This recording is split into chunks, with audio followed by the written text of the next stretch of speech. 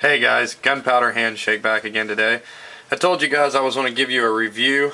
The HP Phoenix 22A.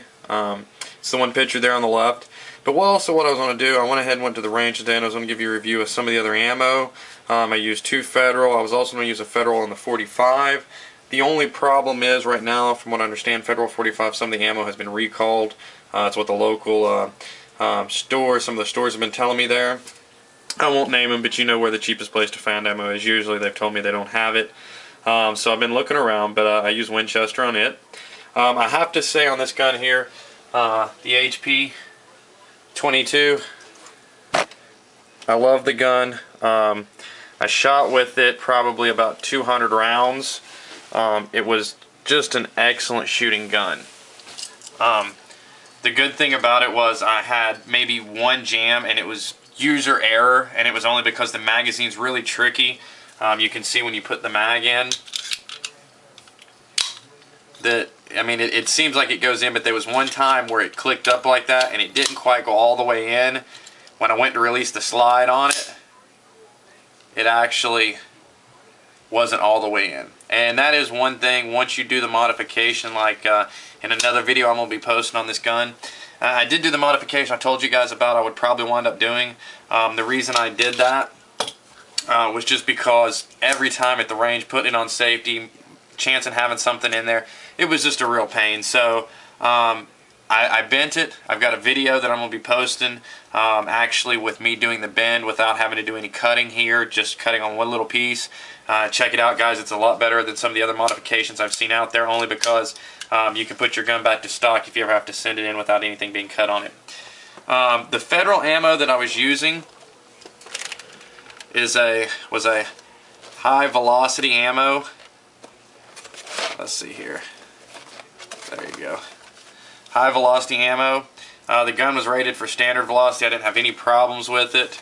I pumped about 200 to 300 rounds through it. It was excellent. I had a buddy shooting it a little bit. The Beretta is the 92 FS. I was running the Federals through it. It was great.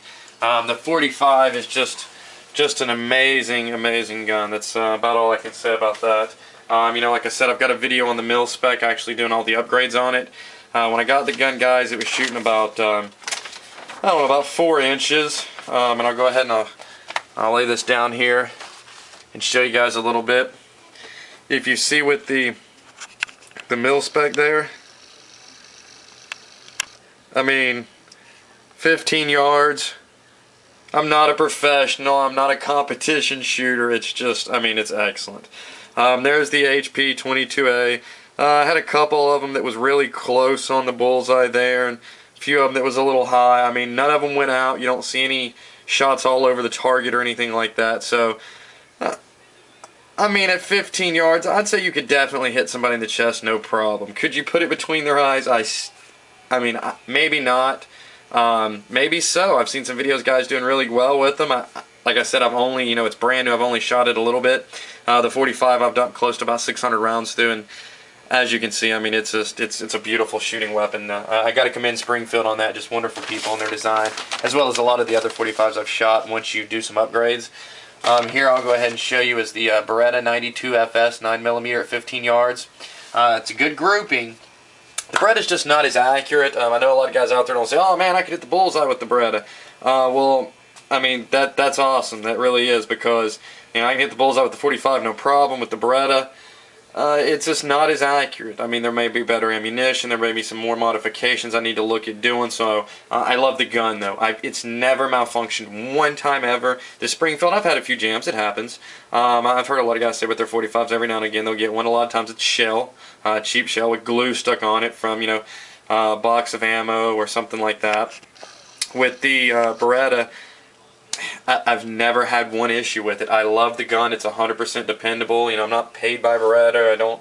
I'm not on their payroll. I wish. It's just they make an excellent weapon. And here is I shot a 22 inner arms at 15 yards. It's a long rifle. I'll go ahead and show you guys a couple of the other toys here. We'll pan up, come out just a little bit. And you can see the 30-06, it's by Remington. It's a model 770. I'm going to go ahead and do a video on it next. The bottom ones, it's just a 22 long rifle. Put the Bushnell scope that came on the 36 off and put it onto it. It's pretty good. I mean, it's a 22. It's not as accurate as some of the Magnums and some of the other 22s that I fired, but it's still a really nice rifle. I like it. As you can see, I was sighting in the scope, and it was really good here. I mean, good grouping, and then I kind of brought it up and I had some, but once again, it's not on a bipod. I'm not the most stable person. Alright guys, now I'm going to show you at 25 yards, same weapons. I ran 2 clips through the mil-spec. I had one that was kind of off. That was totally my fault because I wasn't paying attention. I stepped back onto shell. It happened. You can see the one over here. Everything else, I mean, it just, you can literally stack the shells on top of each other with it. It's a really neat gun. I love shooting it, but it's about $1,000. Now, on the other side here, I'll go ahead and pan over and show you guys. It's the Inner Arms 22 long rifle. Good grouping. Again, a couple off shots. Me and my buddy were both kind of, you know, trying some different things with it. But it's a rifle. It was just fun. Now here's the pistol at 25 yards. After shooting it a couple more times, I was actually bringing the grouping in, and it was at a longer distance. So I think if I shoot it more, I think it'll be a very accurate gun. So I mean, like I said, I'm not saying you can shoot the bullseye out. Now the Beretta 92 FS at 25 yards, as you know, the pattern starts spreading out a little bit more. If you only had to fire it once or twice, it wouldn't be so bad. But at the same time, you know, not every shot to me is just as accurate as the 45. I love the gun. Like I said, it is definitely my favorite just because of the reliability. It's fun to shoot. It's easy to use. It's easy to clean. Not as easy as a 1911 to take apart. But 9mm ammo is very cheap, guys, and I love that. So we'll go ahead and move the targets out. Like I said, you know, I'm no professional shooter, but I mean, at 15 yards, I know a lot of guys go, oh, I can do that, but you know, I haven't done that a whole lot. And here's at 25 yards, you know, I mean, the rest of my guns aren't as accurate, I feel like, as that one. You know, I've done the mods.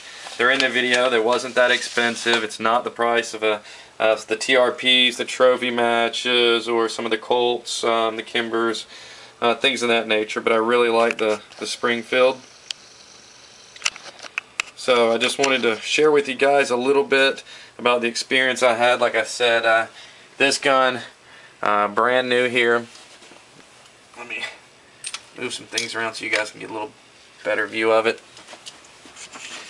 Runs you brand new about $150 to $160. It's a great gun. It really is. Sorry the lighting's a little off on this video. I had to kind of back up on it just because I was trying to get a little more in the area. I'm going to change a few things over and add some lights, so when I do the review on the 30-06 and the 22, you guys will be able to see it a lot better. I just wanted to get a review out there about the HP-22 because I promised you guys that the next day after I went to the range. I love it. It's an awesome gun for the price. I mean, it's definitely a really fun gun to shoot. If you don't have one, I recommend picking one up. It's got a lifetime warranty, so you can't beat it. But the Springfield guys, if any of you guys out there have them, you see my other videos, you have any questions, by all means ask me. It's a fun gun, and if you guys have any advice, by all means please give it to me. I'm always looking to change some things out. If there's anything else you guys might think would enhance the accuracy, if there's any gunsmiths out there, or any of you guys who are just amateur smiths who really feel like you know what you're doing there and can tell me how to bring the accuracy in a little bit even more, maybe full-length guide rod. I'm still using the short one just for the ease of changing. Please give me recommendations by all means.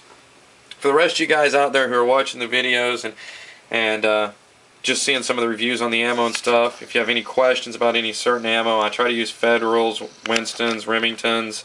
The 22A, I haven't run anything other than those high velocity Federals through it. And I've heard some guys with some hollow points and different things. I'm going to wait till I have a few more rounds through it. You know, I've got 2 other ones if something goes bad and I have to send it in. You know, I don't want to call them up and say, hey, something went wrong because of you guys' fault when they told me not to run something through it. So I'd like to find out a little more information. Any of you guys have run hollow points through them, by all means let me know. If there's a link, I've been checking YouTube about hollow points. Let me know as well. Well guys, thanks for tuning in to Gunpowder Handshake. Have a wonderful day.